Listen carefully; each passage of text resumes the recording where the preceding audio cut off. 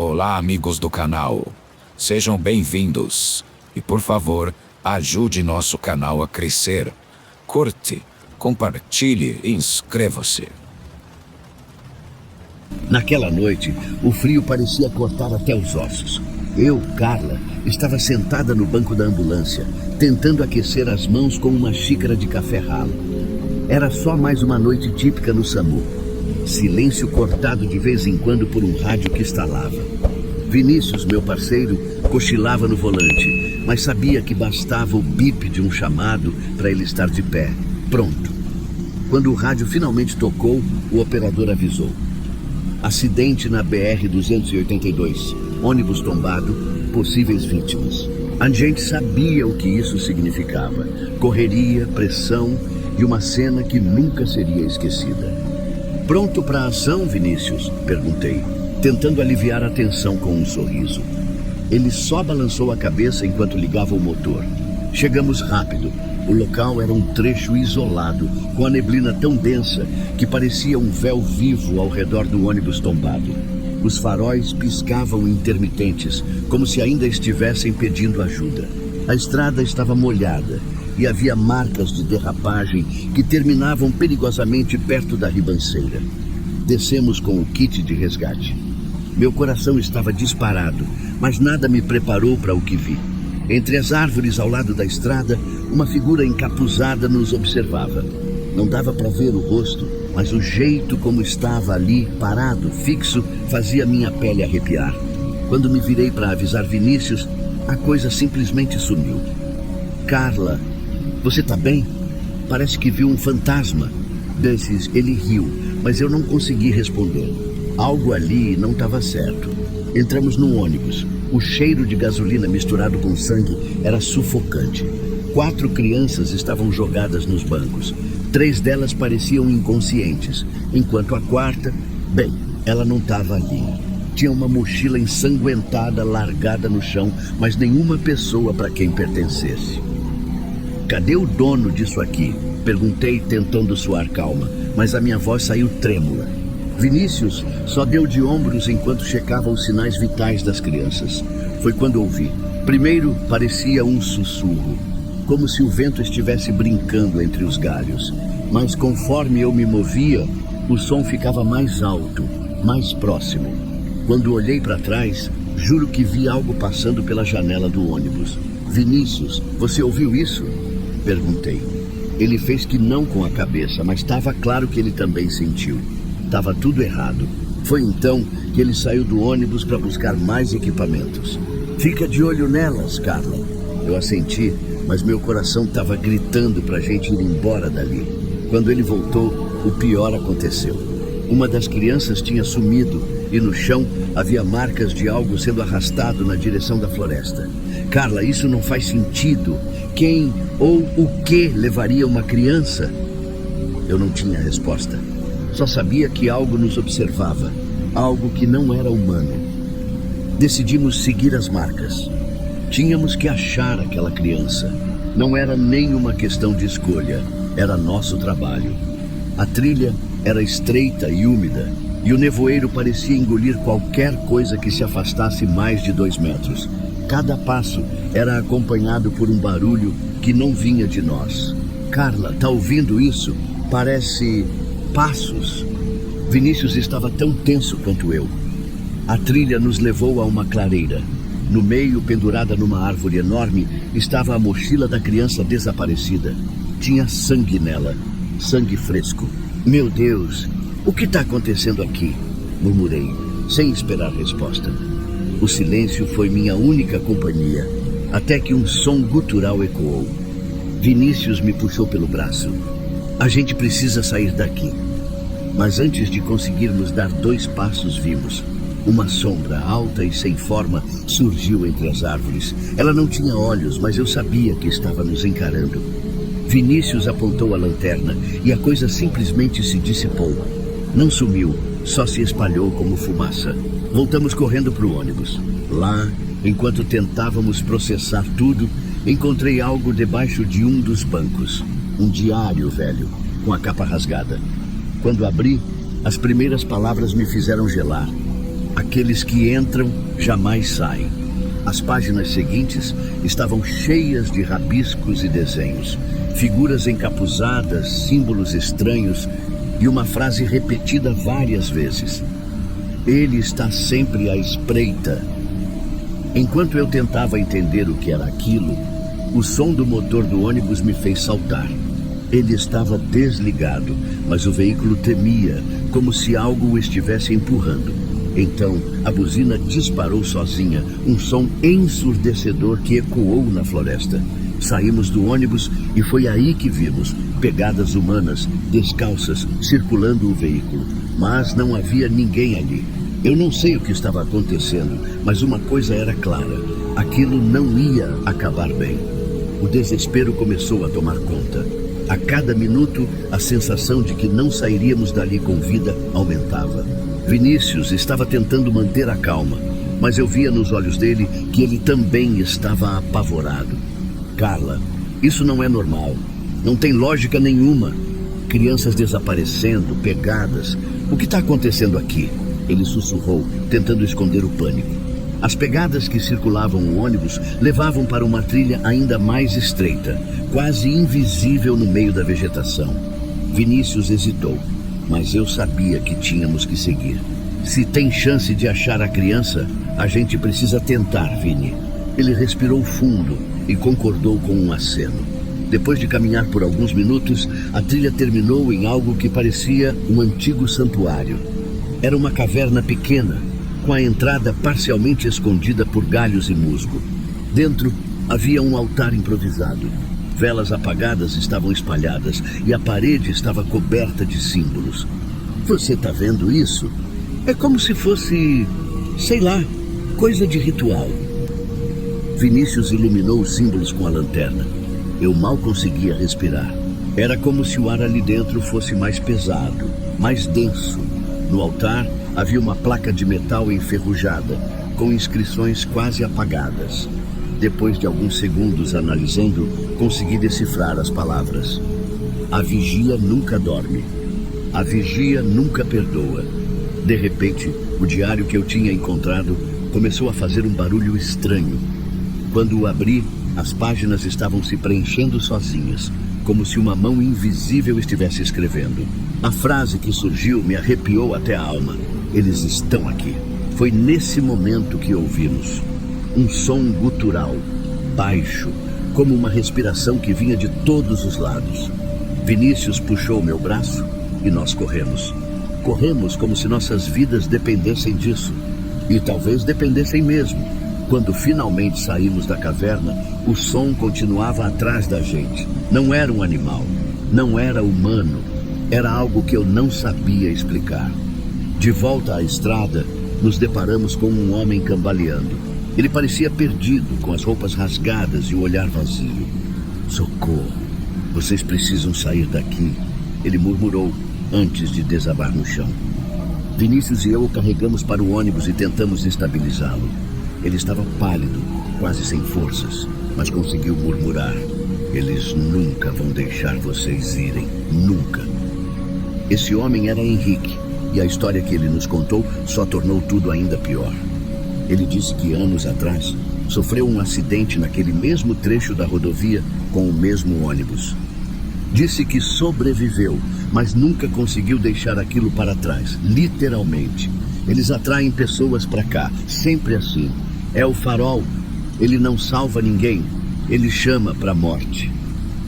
Henrique chorava, e sua voz tremia tanto que era difícil entender, mas o suficiente para eu saber que ele acreditava em cada palavra. Antes de terminar, ele apontou para o diário em minhas mãos. Esse diário é uma armadilha. Ele vai te marcar.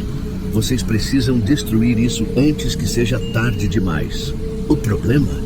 O que Henrique disse não parecia ser possível. O diário parecia indestrutível. Tentamos fazer o que Henrique pediu. Queimamos o diário. Ele só ficou coberto de cinzas por alguns segundos antes de voltar ao estado original, como se nada tivesse acontecido. Tentamos rasgar as páginas, mas elas eram mais resistentes do que qualquer papel que eu já vi. Enquanto estávamos nisso, a coisa voltou. Um vento gélido invadiu o ônibus e todas as luzes apagaram. Só dava para ouvir o som de passos e aquele mesmo som gutural que ouvimos na caverna. Carla, tá vindo! Tá vindo! Vinícius gritou, puxando meu braço. Corremos para fora do ônibus, mas o que vimos lá fora me fez querer desistir de tudo. A estrada estava cercada por aquelas figuras encapuzadas. Eram dezenas, todas imóveis, olhando diretamente para a gente. Henrique, com o pouco de força que tinha, se levantou. Eu vou distrair eles. Vocês têm que ir agora. Henrique, não! Você não vai sobreviver! Gritei. Mas ele já estava correndo na direção das figuras, gritando coisas que eu não conseguia entender. Foi como se o chão o engolisse. Ele desapareceu no meio delas. Carla, a gente tem que sair agora. Vinícius insistiu, me puxando. Nós corremos. Corremos até não conseguir mais respirar. Quando finalmente chegamos à base, tentamos explicar o que aconteceu. Ninguém acreditou. Para eles, o diário era só um caderno velho e vazio. O farol, segundo os registros, nem sequer existia naquele trecho da rodovia. Mas eu sei o que vi. E sei que aquilo não acabou. Naquela noite em casa, enquanto tentava dormir, meu celular tocou. O número era desconhecido. Quando atendi, ouvi uma voz infantil, quase um sussurro. Venha nos buscar. Meu coração gelou. Levantei e olhei pela janela. No horizonte, entre a neblina, o farol piscava, chamando, esperando.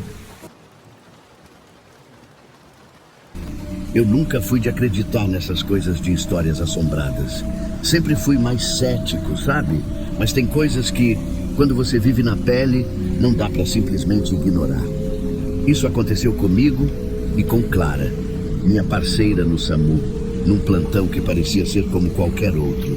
Era uma noite tranquila, até tranquila demais para o meu gosto. A gente sempre brincava que quando estava muito calmo, era questão de tempo até algo grande acontecer. Eu estava sentado na sala de descanso tomando meu café quando ouvi um som distante, mas que cortava o silêncio da noite como uma faca, uma sirene. No início, achei que era alguma ambulância passando na rua, mas o som parecia vir de dentro.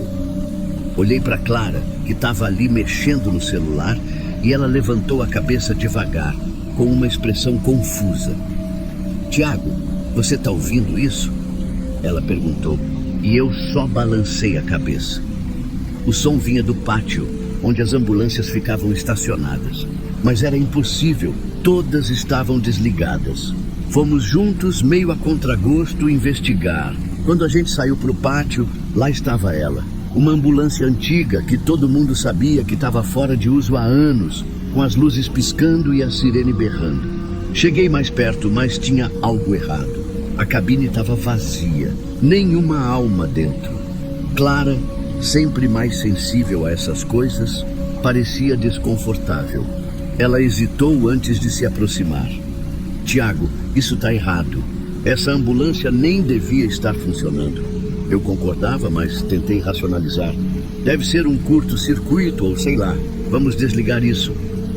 Abrimos a porta e tentamos encontrar o painel de controle, mas nada funcionava. A sirene continuava. Decidi desconectar a bateria. Isso resolveria, né? Mas para minha surpresa, e vou ser honesto, meu pavor, o som continuou. Olhei para Clara, que estava pálida, segurando a lanterna com as mãos trêmulas. Isso não faz sentido, ela sussurrou. E para piorar, ao tocar na porta da ambulância, Clara deu um pulo para trás. Tá gelada, tipo muito gelada. Isso tá errado, Tiago. Confesso que senti um arrepio na espinha, mas não dava para simplesmente sair correndo. Chamamos o Luiz, nosso supervisor, e contamos tudo. Ele chegou rápido com aquela expressão de "vocês só podem estar brincando comigo". Quando Luiz viu a ambulância, a careta de ceticismo sumiu. Ele parecia incomodado, como se aquilo trouxesse memórias que ele preferia esquecer. "Tenta de novo desligar a sirene", ele ordenou, mas dessa vez com um tom de voz que não parecia o usual. Fizemos de tudo, mas o som continuava. Luiz decidiu trancar o pátio e deixou claro que ninguém deveria mexer na ambulância até resolvermos o problema. Antes de entrar, Clara parou. Eu vi no rosto dela que algo a perturbava profundamente. Tiago, tem alguém ali dentro, ela murmurou. Ali onde? Tá vazia, Clara, eu disse, tentando parecer mais confiante do que me sentia. Eu vi um vulto de uniforme. Ela insistiu, mas antes que eu pudesse responder, Luiz chamou a gente de volta para dentro. Eu queria esquecer aquilo e seguir com o plantão, mas sabia que aquela noite ia ser longa, muito longa. A gente voltou para a base, mas o clima estava estranho. Luiz ficou calado, mais calado do que o normal. Ele é aquele tipo de cara que sempre tem uma piadinha ou algo para dizer. Mas naquela noite parecia que estava carregando o peso do mundo nas costas. Enquanto ele estava no escritório mexendo em uns papéis, eu e Clara não conseguimos relaxar. Sentamos na sala de descanso, mas o silêncio era quase ensurdecedor, como se o ar estivesse pesado. Clara estava inquieta, mexendo no celular sem nem olhar para a tela. Eu tentei quebrar o gelo. Você acha que aquilo foi o quê? Um problema elétrico?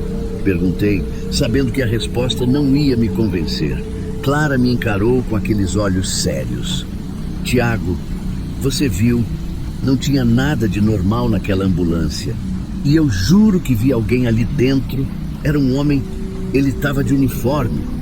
Uniforme? Isso me pegou de surpresa. Tipo, uniforme de paramédico? Ela assentiu, mas antes que pudesse dizer mais alguma coisa, Luiz entrou na sala. Ele parecia incomodado, como se tivesse ouvido a conversa. Escuta, só para esclarecer, aquela ambulância não deveria estar funcionando. Faz anos que ela está desativada. Foi retirada de circulação depois de um acidente grave. Ele fez uma pausa, como se estivesse escolhendo bem as palavras. Mas não tem nada de sobrenatural nisso, ok? Só algum problema técnico. Eu percebi que ele não estava sendo totalmente honesto. Que tipo de acidente foi esse? Perguntei. Ele hesitou. Não importa agora. Vamos resolver isso amanhã. Por enquanto, a ambulância está trancada e ninguém mexe nela. Mas a expressão no rosto dele dizia outra coisa. Ele sabia mais do que estava contando e isso me deixou inquieto. Clara parecia sentir o mesmo, mas não quisemos insistir. A noite seguiu, ou pelo menos a gente achou que ia seguir. Era quase meia-noite quando tudo começou de novo. Eu estava cochilando na sala quando um barulho ensurdecedor me acordou. A sirene, mas dessa vez parecia ainda mais alta, como se alguém tivesse aumentado o volume de propósito. Levantei num pulo e corri até o corredor. Clara já estava lá, parada, olhando para a direção do pátio. Tiago, tá mais perto. Eu não sabia o que ela queria dizer com aquilo até ouvir. A sirene não estava vindo de fora. Ela estava ecoando pelo corredor, como se estivesse se movendo. E então vieram os sussurros, fracos, quase inaudíveis no começo, mas depois mais claros. Pareciam vozes dando ordens médicas. Rápido, a maca, segurem a pressão, vamos perder o paciente. Clara apertou meu braço com força. Você está ouvindo isso, né? A voz dela era quase um sussurro. Eu assenti com o coração disparado. Era impossível fingir que aquilo era só imaginação. As vozes pareciam estar em todo lugar, mas não tinha ninguém ali. Decidimos verificar o pátio, mesmo morrendo de medo. Quando chegamos lá, meu sangue gelou. A ambulância, ela tinha se movido. Antes estava num canto do pátio, mas agora estava bem no meio, com as luzes piscando freneticamente. A sirene ainda berrava, mas o que me deixou realmente apavorado foi a sensação de que a gente estava sendo observado. Clara deu um passo para trás, como se quisesse sair correndo. Isso não é possível. Ela estava trancada, Tiago. Como? Eu queria responder, mas não tinha nada que eu pudesse dizer que explicasse aquilo. De repente, senti o ar ao meu redor ficar mais frio e algo dentro de mim dizia que aquilo não ia acabar bem. Mas a gente precisava saber. E por mais louco que parecesse, eu sentia que a ambulância queria nos mostrar alguma coisa. Naquela noite, depois de tudo o que aconteceu, eu sabia que não ia conseguir dormir. Clara também parecia perturbada. Então resolvemos tentar entender mais sobre aquela maldita ambulância. Se Luiz não ia nos contar tudo, a gente ia descobrir por conta própria. Clara ficou encarregada de procurar na internet, enquanto eu tentava lembrar de qualquer história que pudesse ter ouvido dos veteranos sobre a Ambulância 22. Sempre tinha um boato aqui e ali, mas nada concreto. Tiago, achei alguma coisa, Clara disse, e sua voz soava quase como se ela tivesse medo de ler em voz alta. Ela me mostrou uma notícia de um acidente que aconteceu há uns 10 anos. A ambulância 22 estava a caminho de uma emergência numa estrada quando perdeu o controle e capotou. O motorista morreu no impacto, mas não antes de salvar uma criança que estava presa no carro. Segundo o relato, ele era conhecido por ser extremamente dedicado, daqueles que colocam o trabalho acima de tudo. Mas tinha algo mais. Vários funcionários relataram coisas estranhas, desde que a ambulância foi trazida de volta à base. Luzes que ligavam sozinhas, portas que trancavam sem motivo e, claro, a sirene que tocava no meio da noite. Clara fechou o laptop, visivelmente desconfortável. Tiago, você acha que isso tem a ver com o motorista? Eu não sabia o que pensar. Parte de mim queria acreditar que era só coincidência, mas outra parte estava começando a juntar os pedaços. No dia seguinte, a gente confrontou Luiz. Ele tentou desconversar no começo, mas depois de muita insistência, finalmente desabafou. Eu sabia que vocês iam querer saber. Ele começou com um olhar cansado. A ambulância 22 é especial.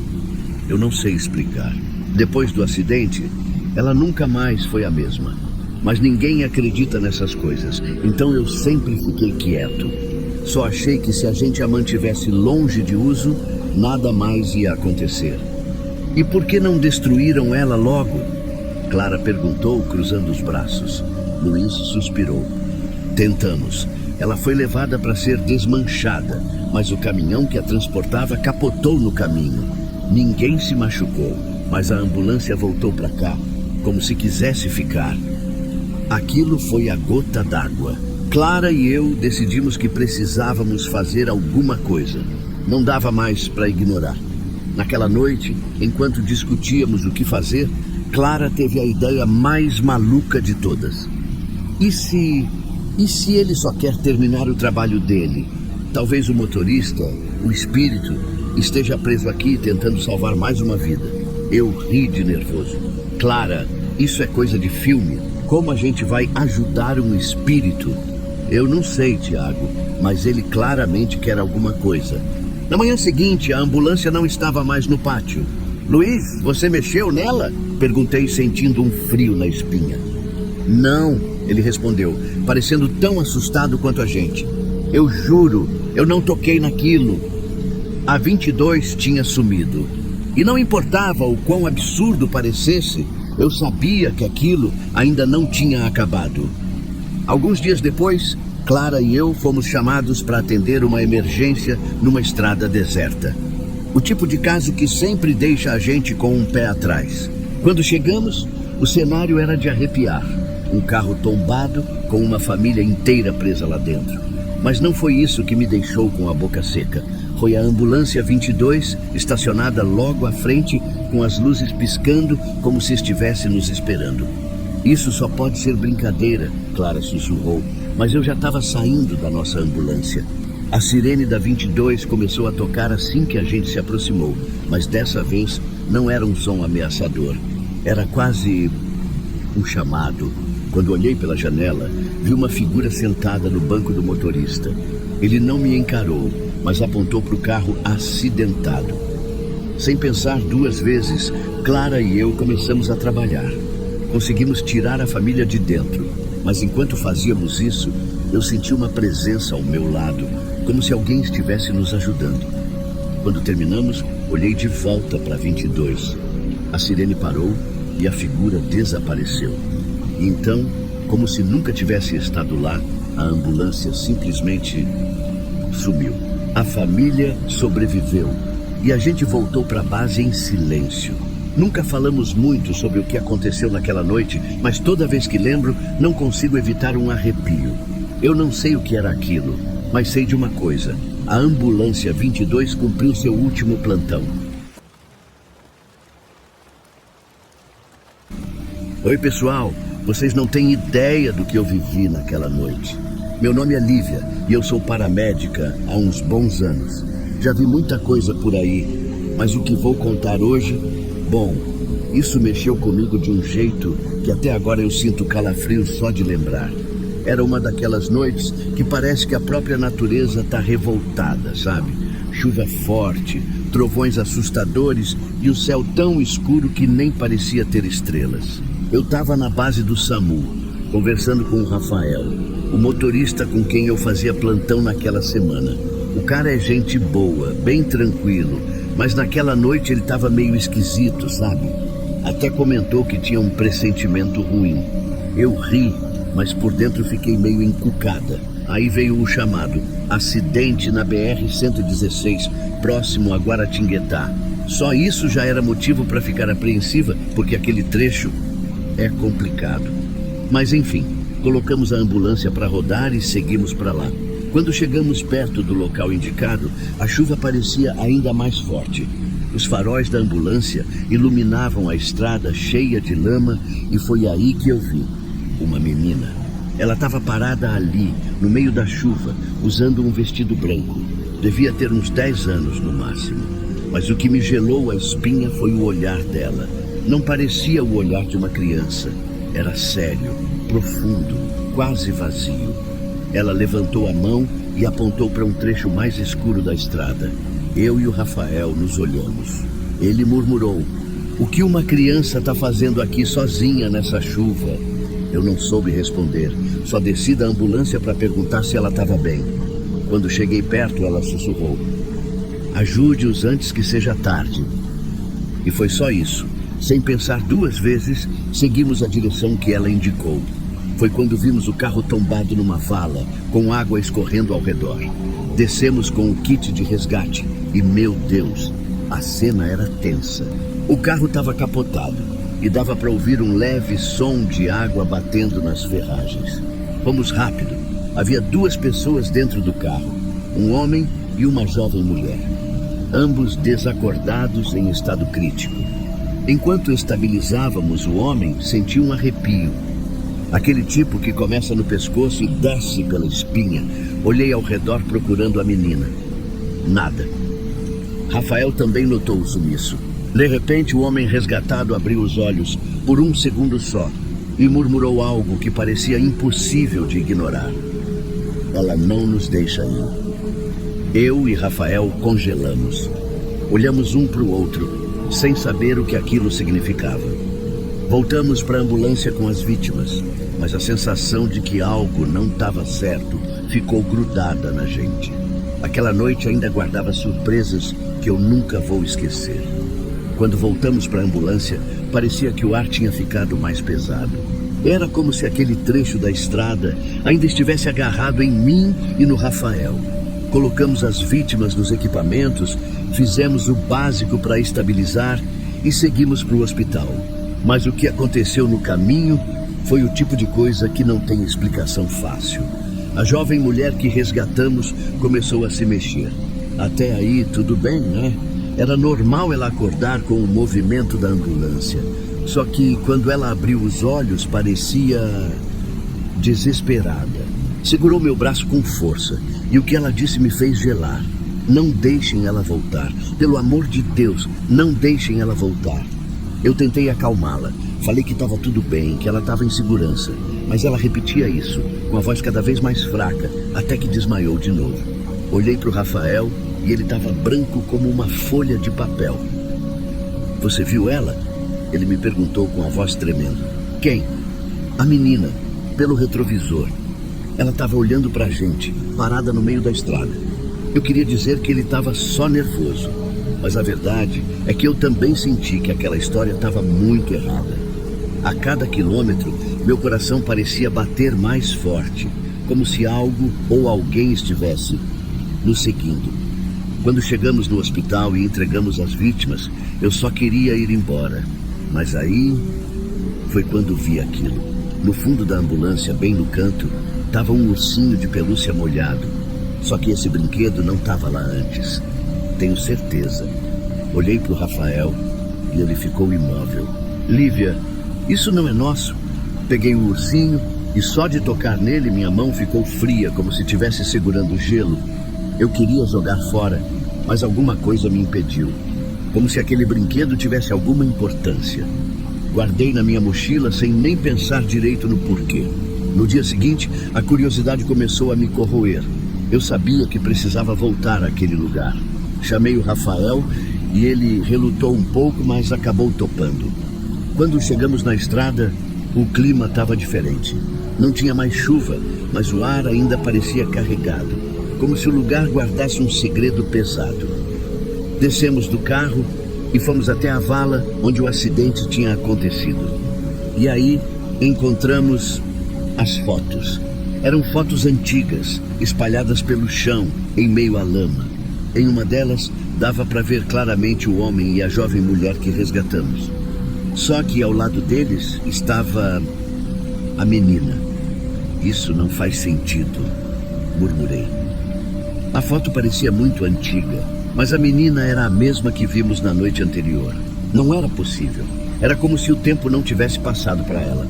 Mais adiante, Rafael encontrou algo ainda mais assustador. Um diário velho e encharcado. Algumas páginas estavam legíveis, e o que li me fez perder o fôlego. O trecho da BR-116 guarda mais do que vítimas. Às vezes, a estrada nos prende, e ela vem para buscar quem ainda não está pronto para partir. Aquela frase ficou ecoando na minha cabeça. Quem era ela? E por que parecia que tudo isso tinha a ver com a menina? Enquanto eu lia, senti como se alguém estivesse nos observando. Virei para trás e lá estava ela. A menina com o vestido branco parada na beira da vala. Só que dessa vez o olhar dela parecia ainda mais vazio. Vocês não podem ir embora. Ainda não. Eu não sabia o que aquilo significava, mas uma coisa era certa. O que quer que estivesse acontecendo ali ainda não tinha terminado. Eu não conseguia tirar os olhos dela. A menina estava ali, de novo, parada na beira da vala, e tudo ao redor parecia mais frio, mais escuro. Rafael estava paralisado, e eu também. Era como se algo invisível nos segurasse no lugar. "Por que você está aqui?" perguntei, tentando manter a calma, mas minha voz saiu trêmula. Ela não respondeu de imediato. Só ficou ali, me olhando com aqueles olhos que pareciam olhar direto para minha alma. Finalmente, ela abriu a boca. E o que saiu foi um sussurro tão baixo que tive que me inclinar para ouvir. "Vocês salvaram eles, mas esqueceram de mim." Aquela frase me atingiu como uma pancada. Quem era essa menina? O que ela queria de nós? Antes que eu pudesse perguntar qualquer coisa, ela deu um passo para trás e desapareceu na escuridão. "Lívia, a gente precisa sair daqui. Agora." Rafael puxou meu braço com tanta força que quase me derrubou. Ele estava apavorado e eu não estava muito diferente. Voltamos correndo para a ambulância. Rafael ligou o motor, mas quando ele tentou dar ré, o veículo morreu. E aí o rádio começou a chiar. Era uma voz infantil, baixa, misturada com estática, mas clara o suficiente para me gelar até os ossos. "Não vão embora, ainda não." Eu comecei a rezar baixinho, coisa que nem sabia que ainda lembrava como fazer. Rafael tentava ligar a ambulância de novo, mas nada. O motor parecia morto. Foi quando olhei pelo retrovisor e lá estava ela, dentro da ambulância no banco de trás. Virei tão rápido que bati a cabeça na janela, mas quando olhei de novo, ela não estava mais lá. Rafael finalmente conseguiu ligar o motor e a gente saiu de lá o mais rápido que deu. Só que a sensação de que aquilo não tinha acabado nos seguiu o caminho todo. Nos dias seguintes, a vida voltou ao normal, ou pelo menos era o que eu tentava acreditar. Mas o estranho é que coisas começaram a acontecer. O ursinho de pelúcia que eu tinha guardado na mochila, ele reapareceu na minha cama, Pensei que fosse coisa da minha cabeça, mas não era. Rafael também me ligou dizendo que sentia como se fosse observado, principalmente à noite. Uma semana depois recebi outro chamado, outro acidente no mesmo trecho.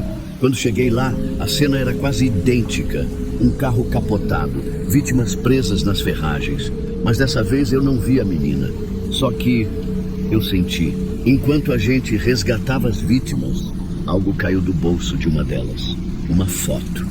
Quando peguei, minha mão tremeu. Era a mesma foto que eu tinha encontrado na vala. A menina, o homem, a jovem mulher, todos juntos.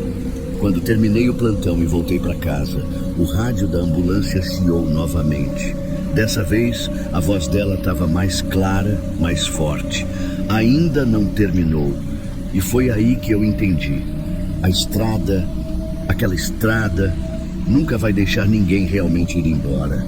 E é isso, pessoal.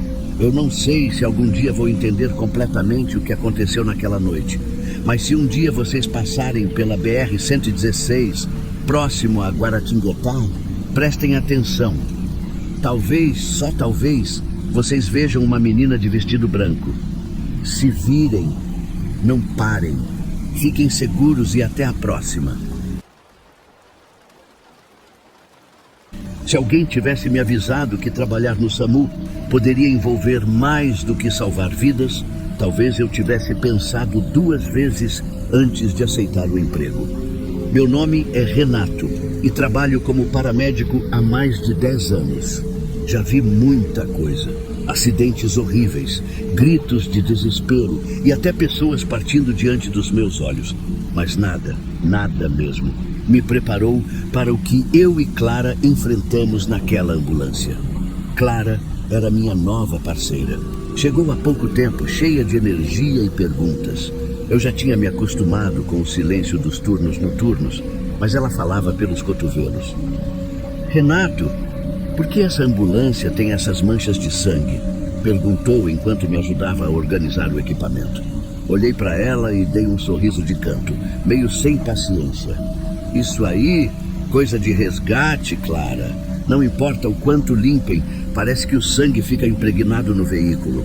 Respondi, tentando encerrar o assunto. Só que ela não parecia satisfeita. Fiquei quieto, mas no fundo eu também achava aquelas manchas estranhas. Naquela noite, a garagem estava mais silenciosa do que o normal. As luzes piscavam de vez em quando. E Clara jurou que sentiu um cheiro de ferro misturado com algo podre. Eu ri, dizendo que ela estava imaginando coisas. Mas, enquanto dirigíamos para o ponto de plantão, eu senti um arrepio subindo pela espinha, como se algo ou alguém estivesse nos acompanhando. Nosso primeiro chamado da noite foi numa estrada deserta, dessas que você evita passar quando está sozinho. Um carro havia capotado e um casal estava preso no veículo. Chegamos rápido e Clara correu para ajudar enquanto eu verificava os equipamentos. Foi quando ouvi o primeiro sussurro. Renato! Alguém chamou, mas a voz era tão baixa que eu pensei ter imaginado. Olhei para Clara, mas ela estava ocupada tentando acalmar a mulher no carro. Engoli em seco e continuei meu trabalho. Mas a sensação de que algo estava errado só crescia. Quando finalmente colocamos a mulher na ambulância, ela começou a gritar. Não, eu não vou entrar! Eles estão aqui! Eles estão aqui! Clara tentou tranquilizá-la, mas a mulher estava apavorada, olhando para o compartimento traseiro como se visse alguma coisa que nós não conseguíamos ver. Depois de muita insistência, conseguimos levá-la ao hospital.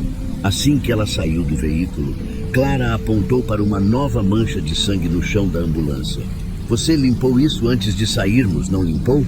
Perguntou. Limpei, respondi, sentindo um frio na barriga. Aquele cheiro estranho voltou, mais forte dessa vez. Clara ficou olhando para mim, como se esperasse uma explicação, mas eu não tinha nenhuma. Naquele momento, entendi que aquela ambulância não era só um veículo de resgate.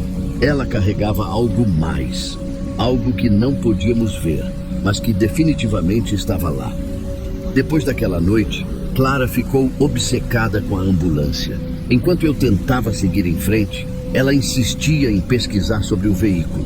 Achei que era só paranoia de novata, mas confesso que também não conseguia tirar aquelas manchas e o grito da mulher da cabeça.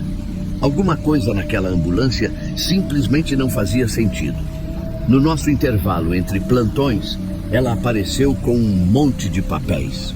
Renato, você sabia que essa ambulância esteve envolvida em um acidente há 15 anos? Ela disse, os olhos arregalados. Eu franzi a testa. Que tipo de acidente? Clara explicou que durante o transporte de vítimas de um incêndio enorme em uma fábrica, o veículo colidiu com um caminhão em alta velocidade. Todos que estavam dentro morreram, pacientes, paramédicos e até o motorista. A história nunca foi muito divulgada, mas os poucos que souberam falaram sobre coisas estranhas que aconteceram depois. Isso explica as manchas? O cheiro? Perguntei, sem esconder o desconforto. Clara deu de ombros, mas tinha algo na expressão dela que me incomodava. Era como se ela soubesse mais do que estava me contando. Naquela noite, quando entramos na ambulância, o silêncio era quase insuportável. A luz interna piscava e o rádio começou a emitir estática do nada. Clara parecia nervosa, mas fingiu que estava tudo bem. Eu sabia que não estava. Algo naquela ambulância não queria ser ignorado. As coisas começaram a ficar mais intensas. As manchas de sangue não eram mais simples marcas. Agora, elas pareciam se espalhar. Uma noite vi algo que me fez gelar. Marcas de mãos começaram a aparecer no vidro traseiro enquanto eu dirigia. Não era possível. Não havia ninguém ali atrás. Tentei ignorar, mas Clara viu a mesma coisa. Renato, você tá vendo isso, não tá?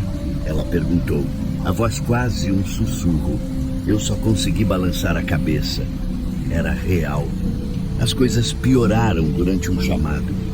Estávamos levando uma mulher grávida para o hospital quando os equipamentos simplesmente desligaram. O monitor cardíaco, o desfibrilador, até as luzes internas, tudo parou de funcionar ao mesmo tempo. Clara entrou em pânico, tentando reanimar a mulher manualmente. Eu não sabia o que fazer. Era como se a ambulância tivesse decidido que ninguém sairia vivo daquele lugar. Por sorte, conseguimos chegar ao hospital a tempo, mas o clima estava cada vez mais pesado. Quando voltamos à base, Clara encontrou uma nova marca na porta traseira. Dessa vez, era diferente. Parecia um rosto, uma expressão de dor, de sofrimento, como se estivesse gritando por ajuda. Renato, eu não aguento mais isso, Clara disse com os olhos marejados, e eu não podia culpá-la. A verdade é que eu também não sabia quanto tempo mais conseguiria ficar naquela ambulância sem enlouquecer. Depois daquela noite, Clara não conseguiu mais esconder o medo. Renato, a gente precisa fazer alguma coisa. Isso não é normal, ela insistiu. E, pela primeira vez, eu concordei. Não era mais paranoia ou exagero. Aquilo era real.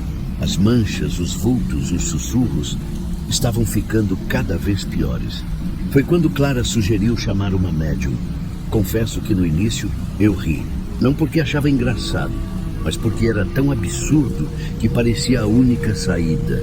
O nome dela era Dona Alzira, uma senhora com olhos profundos que pareciam enxergar a alma das pessoas.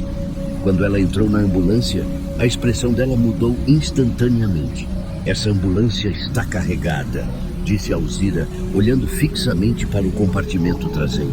Vocês trouxeram isso até aqui, mas essas presenças não querem ir embora. Estão presas. Ela começou a preparar o que chamou de ritual de libertação.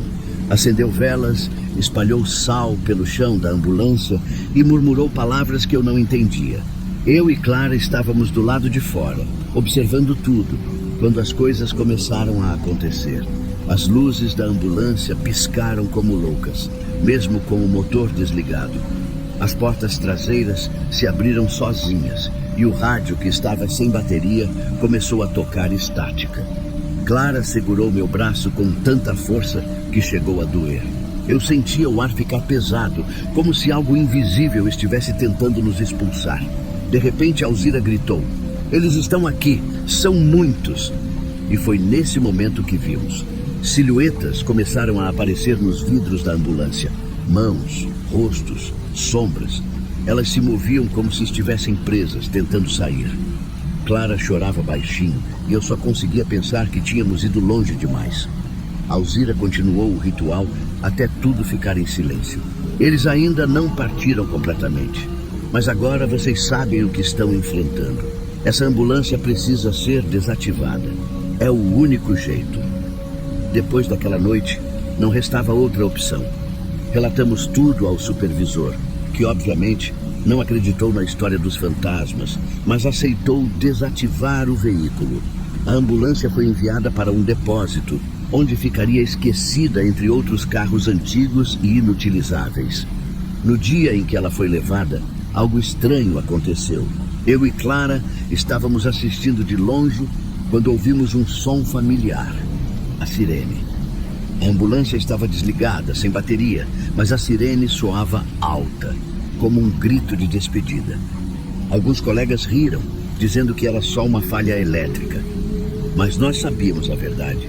Mesmo no depósito, os rumores continuaram.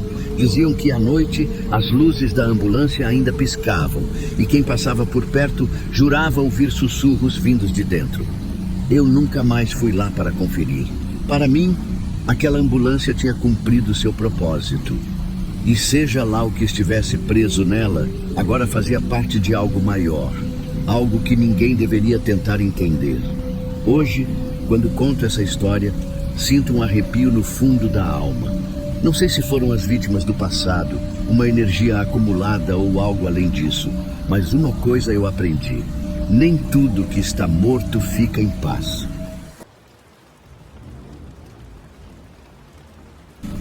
Nunca pensei que uma simples noite de plantão pudesse virar meu pior pesadelo. Meu nome é Rodrigo, sou motorista de ambulância há quase 8 anos. Já vi de tudo, acidentes horríveis, brigas que terminam mal, mas nada me preparou para aquela noite. Era uma madrugada chuvosa, dessas que parecem segurar o tempo, como se tudo estivesse preso numa névoa interminável. Recebemos um chamado urgente, um atropelamento numa estrada conhecida como Estrada Velha. Camila, minha parceira, estava meio tensa.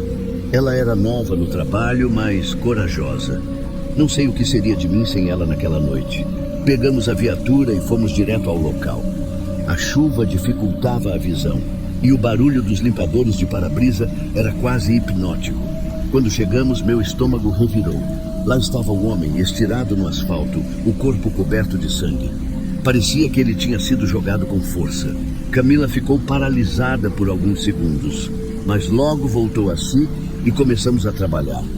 Colocamos ele na maca, verificamos os sinais vitais. Nada fora do normal, exceto que a respiração dele parecia pesada, quase como se estivesse engasgado. Já dentro da ambulância, seguimos para o hospital. Eu dirigia rápido, tentando vencer a chuva, enquanto Camila monitorava o paciente.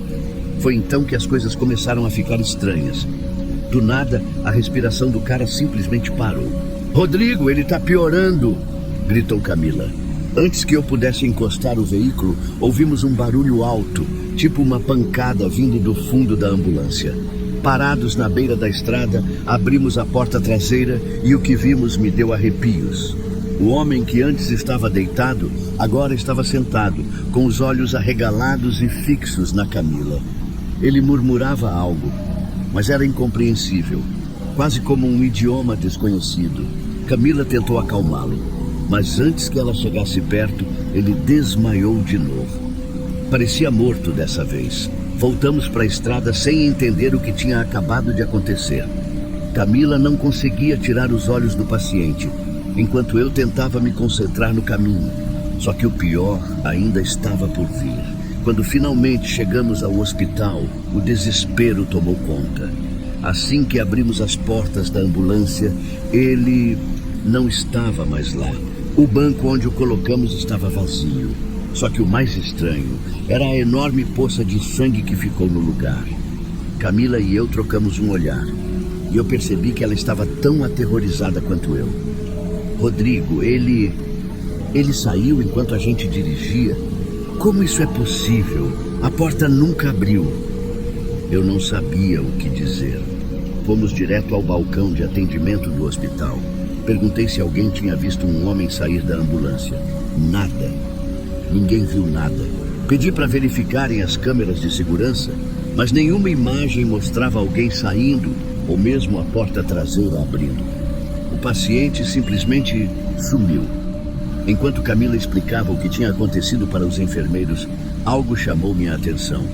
No chão da ambulância, bem onde a poça de sangue estava, tinha um pedaço de papel. Peguei com cuidado.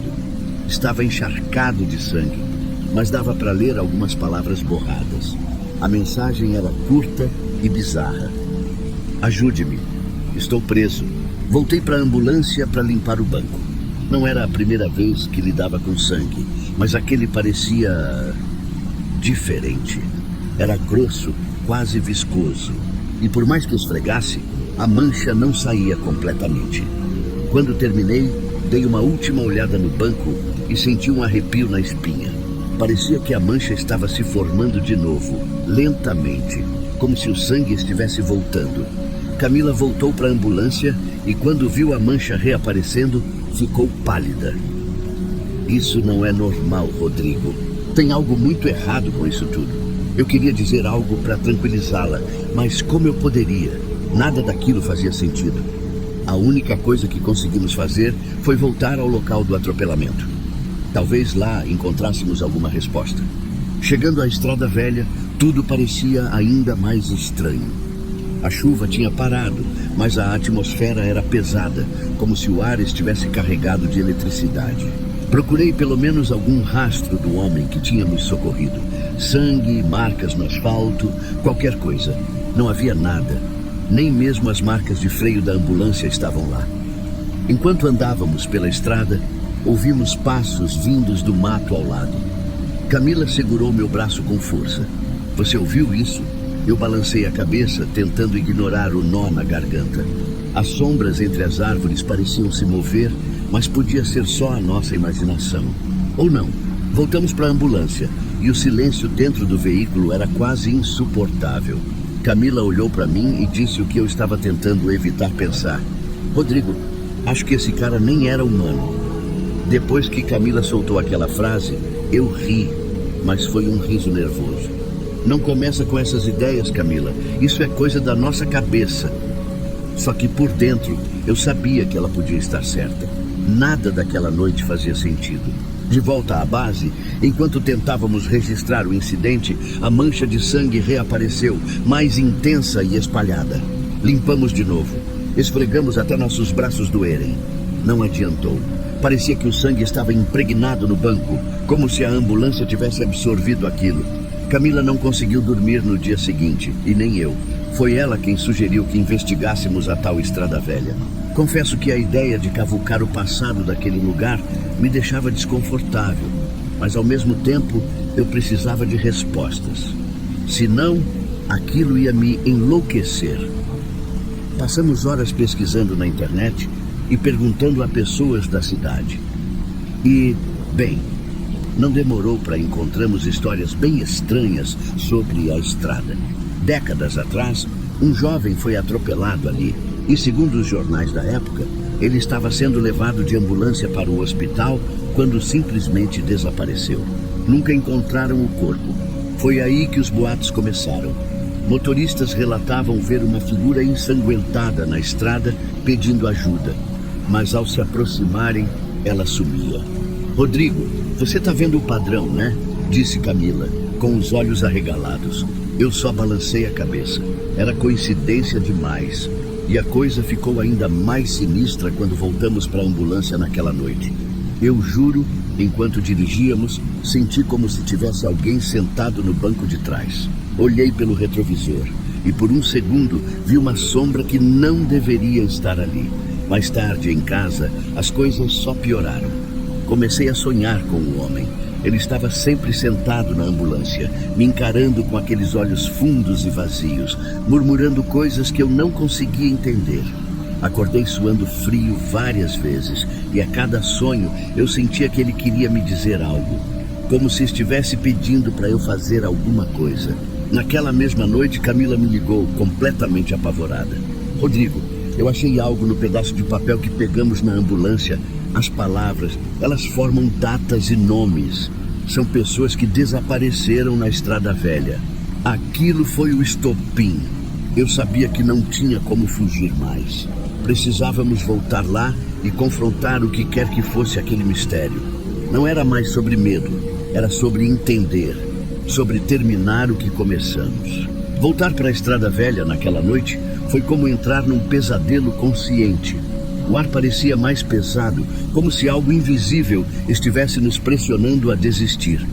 Camila estava ao meu lado, segurando o pedaço de papel com as palavras borradas. Ela tentava ser firme, mas eu percebia suas mãos tremendo. E eu? Meu coração parecia um tambor, batendo descompassado a cada quilômetro que nos aproximávamos do local. Paramos a ambulância no mesmo ponto onde encontramos o homem pela primeira vez. A estrada estava deserta e o silêncio era quase ensurdecedor. A única luz vinha dos faróis da viatura, iluminando o asfalto molhado. "É aqui", sussurrou Camila, apontando para o lugar onde o corpo estava caído naquela noite. Não havia nada ali, mas o frio que senti naquele momento não era normal. Era como se algo estivesse nos observando, esperando. Foi então que a ambulância simplesmente apagou. Os faróis, o motor, tudo. Ficamos no escuro total. "Rodrigo, isso não está certo. Não está certo", Camila dizia apavorada. Tentei acalmá-la, mas antes que eu pudesse fazer qualquer coisa, ouvimos um som. Passos. Passos lentos, arrastados, vindo da mata ao lado. A figura saiu das sombras devagar, iluminada apenas pela luz fraca de uma lanterna que Camila segurava. Era ele, o homem que tínhamos atendido. Mas ele não parecia vivo. Sua pele estava pálida, os olhos fundos e um corte enorme atravessava seu peito. Ele levantou o braço e apontou para a mata, como se quisesse nos mostrar algo. "Você está vendo isso?" Perguntei com a voz quase sumindo. Camila apenas balançou a cabeça, os olhos arregalados. Decidimos seguir a direção para onde ele apontava. Cada passo dentro da mata parecia uma eternidade. O silêncio era quebrado apenas pelo som das folhas secas sob nossos pés. Foi então que encontramos uma cova rasa, coberta por folhas e galhos. Rodrigo, Camila, estávamos congelados, mas sabíamos o que fazer. Cavamos com as mãos e lá dentro encontramos restos humanos. Ele não precisava dizer nada. Sabíamos que eram os dele. De repente, o homem desapareceu, assim como tinha aparecido. Ficamos ali em silêncio, olhando para o que tínhamos encontrado. O frio que sentíamos agora era diferente. Não era mais o medo, mas algo mais profundo, como um alívio, como se a energia pesada tivesse ido embora. Levamos os restos mortais para as autoridades. Enquanto esperávamos, percebi algo na ambulância. A mancha de sangue finalmente tinha desaparecido. Era como se de alguma forma tivéssemos encerrado a história. Mas no fundo, eu sabia que aquilo não era o fim. Dias depois, durante um plantão tranquilo, recebemos um novo chamado. Era um atropelamento na mesma Estrada Velha. Quando o rádio anunciou a localização, um arrepio percorreu minha espinha. Camila e eu trocamos um olhar que dizia tudo. Pegamos a ambulância e seguimos, sabendo que estávamos indo em direção ao desconhecido mais uma vez.